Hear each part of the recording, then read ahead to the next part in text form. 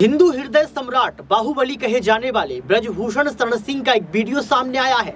ये वीडियो जमकर वायरल हो रहा है। इस वीडियो में पता चल रहा है कि ब्रजभूषण शरण सिंह को किसी भी बात का डर नहीं है। आखिर डर क्यों नहीं है? क्या लोकतंत्र की हत्या ऐसे ही कहते हैं? क्योंकि कहीं ना कहीं आरोपी व्यक्ति को इस बात को बताना चाहिए, इस बात को जो है साफ तौर पर दिखाना चाहिए कि आखिर उसकी गलती क्या रही है, और गलती नहीं रही है तो सबूत कौन से हैं। ब्रजभूषण शरण सिंह हवाई बातें कर रहे हैं, सबूतों को पेश नहीं कर रहे हैं। लेकिन एक वीडियो आपको दिखाएंगे जिस वीडियो में ब्रजभूषण शरण सिंह ने जो है जमकर बवाल मचाया है। देखिए इस वीडियो। किसके साथ हुआ? और मैंने एक बात ये भी कहा था, अगर एक भी आरोप मेरे ऊपर साबित हो जाएगा तो ब्रजभूषण सिंह स्वयं फांसी पर लटक जाएंगे, किसी को कहना नहीं। आज भी मैं उसी बात पर कायम हूं।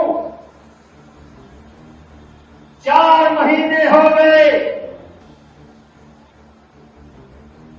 4 महीने हो गए मुझे फांसी चाहते हैं। सरकार मुझे फांसी नहीं दे रही है तो अपना मेडल लेकर के गंगा में बहाने जा रहे हैं। मुझ पर आरोप लगाने वालों, गंगा में मेडल बहाने से ब्रजभूषण सिंह को फांसी नहीं मिलेगी। अगर तुम्हारे पास कोई सबूत है तो जाकर के पुलिस को दो, न्यायालय को दो, और न्यायालय मुझे फांसी देगा तो मुझे स्वीकार है, मैं उस फांसी पर चढ़ जाऊंगा। लाई थी और इसी के एवज में दशरथ जी ने कैकेयी को 2 वरदान दिए थे कि जब चाहे मांग लेना। और जब मंथरा ने याद दिलाया तो कैकेयी ने मांगा, क्या मांगा? कि राम को वनवास और भरत को राजगद्दी। मेरे भाइयों, अगर हम संपूर्ण रूप से विचार नहीं करेंगे तो हमको कैकेयी के ऊपर बहुत गुस्सा आएगा, हमको मंथरा के ऊपर बड़ा गुस्सा आएगा। लेकिन मेरे भाइयों, मैं पूछना चाहता हूं, बताना चाहता हूं, यदि कैकेयी ने राम का वनवास न मांगा होता तो केवट से भेंट कैसे होती? केवट से भेंट कैसे होती? ऋषि भारद्वाज से भेंट कैसे होती? वनवासी, आदिवासी, जंगल में रहने वाले, उनसे भेंट कैसे होती? सबरी से भेंट कैसे होती? सूर्पनखा का नाक कान कैसे कटता? खरदूषण का अंत कैसे होता? हनुमान जी से भेंट कैसे होती? सुग्रीव से भेंट कैसे होती? बाली का वध कैसे होता? समुद्र पर सेतु कैसे बनाया जाता? और रावण का अंत कैसे होता? मेरे भाइयों, इसका श्रेय अगर किसी को जाता है तो कैकेयी को जाता है, मंथरा को जाता है, जिसने अपने ऊपर आदेश ले लिया। क्योंकि भगवान राम को इतिहास बनाना था। यदि राम अयोध्या के राजा होकर के रह जाते तो राम का कोई इतिहास नहीं होता। और इसीलिए कभी कभी मैं एक कविता पढ़ता हूं, और कविता पढ़ता नहीं हूं, इस कविता पर जिया हूं। सच है निपट जलाती है, कायर को ही कहलाती है, सूरमा नहीं विचलित होते, पल एक नहीं धीरज होते, संकट का चरण न कहते हैं, जो आपदा सब सहते हैं। मैं इस कविता को पढ़ा हूं और इस कविता पर जिया। इसलिए मैं इन खिलाड़ियों को कोई श्राप नहीं देना चाहता।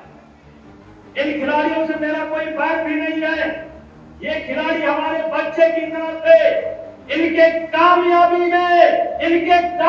में आपके इस भाई का खून और पसीना लगा हुआ है, इनके कामयाबी में।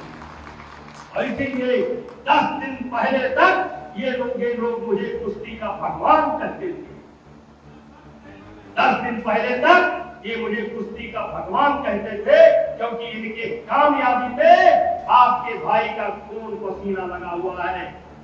जिस समय हमने कुश्ती को संभाला, दुनिया में हम 20वें नंबर पर थे, 18वें नंबर पर थे, लेकिन मेरा शौक था, मैं खेल का प्रेमी था और मैं उसमें जुड़ गया।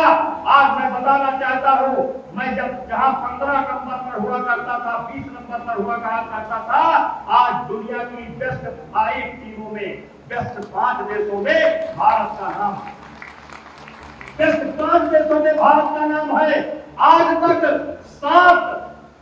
तक 7 ओलंपिक के मेडल केवल आए हैं, जिसमें से 5 ओलंपिक मेडल मेरे कार्यकाल के हैं, मेरे कार्यकाल। लेकिन चलिए, मैं कुश्ती में घुस गया था। ऐसा घुसा था कि सांस भी लेता था तो कुश्ती, सोता था तो कुश्ती, जगता था तो कुश्ती। लेकिन मुझको लगता है कि अब मुझे कोई और बड़ा काम करना है, कोई मुझे बड़ा काम करना है, मुझे नहीं करना है। भगवान मेरे द्वारा कोई बड़ा काम लेना चाहता है। और इसीलिए अयोध्या के संतों ने 5 तारीख को विचार विमर्श के लिए, चिंतन के लिए एक सभा का आयोजन किया है। संतों ने आह्वान किया है और मैं आपसे कहना चाहता हूं, किसी ने कहा है कि नहीं, पाप का भागी होता केवल जात, पाप करने वाला ही पाप का भागीदार नहीं होता। नहीं, पाप का भागी होता केवल जात, केवल पाप करने वाला ही पाप का भागीदार नहीं होता। जो तटस्थ है, मौन है, समय लिखेगा उनका भी अपराध। नहीं, पाप का भागी होता केवल जात। सक्षम होते हुए अपने सामने हो रहे पाप को जो रोकने की कोशिश नहीं करता है, वो भी पाप का भागीदार होता है, वो भी पाप का भागीदार होता है। और इसीलिए कहना चाहता हूं कि नहीं, पाप का भागी होता केवल जात, और जो तटस्थ है, मौन है, समय लिखेगा उनका भी अपराध। और मेरे नौजवान बच्चों, मेरी उम्र 65 साल की है, मेरी उम्र 65 साल की है। हमें आजाद भारत में जन्म लेने का मौका मिला।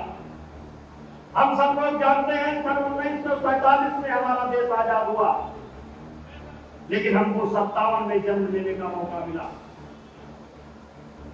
लेकिन मैंने आजादी के संघर्ष को थोड़ा थोड़ा देखा, आजादी के संघर्ष को थोड़ा थोड़ा देखा, कैसे आजादी मिली, कितने लोगों ने बलिदान किया, कितने लोगों ने क्या किया। और मेरे भाइयों, आजादी के बाद एक संघर्ष मैंने और देखा। सन 1975 में इंदिरा जी ने इस देश के ऊपर इमरजेंसी लगाई थी।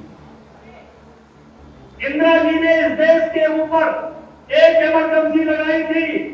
उस समय छात्र नेता तक जेल में थे। बाहर कौन थे? जो कांग्रेस से जुड़े थे। कांग्रेस के अलावा अगर किसी भी पार्टी से कोई नेता जुड़ा था तो उसका स्थान जेल में था। मुझे विश्वास है कि आपके इलाके से भी कई लोग उस समय जेल में रहे होंगे। लेकिन मेरे भाइयों, मैं कहना चाहता हूं कि आजादी का तो संघर्ष मैंने नहीं देखा, आजादी का संघर्ष तो मैंने नहीं देखा, लेकिन सन 1975 का इंदिरा जी ने जो इमरजेंसी लगाई थी उस संघर्ष को मैंने देखा, और उसमें भी मुझे जेल जाने का मौका मिला था, मैं भी जेल गया था। लेकिन भाइयों, आजाद भारत में या 60-65 साल के इतिहास में ये छोटा सा मसला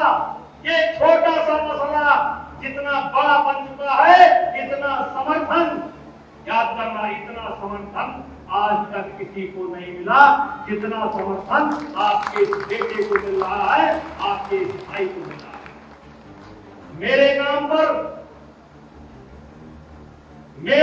पर अगर क्षत्रिय खा है तो ब्राह्मण भी खा है, और ब्राह्मण भी खा है तो गुज्जर भी खा है, गुज्जर भी खा है तो कुर्मी भी खा है, लोहार भी खा है, यादव भी खा है, आई भी खा है, गरबिया भी खा है, तेली भी खा है, मुसलमान भी खा है, और जाट भी खा है, जाट भी खा है। इतना समर्थन आज तक किसी।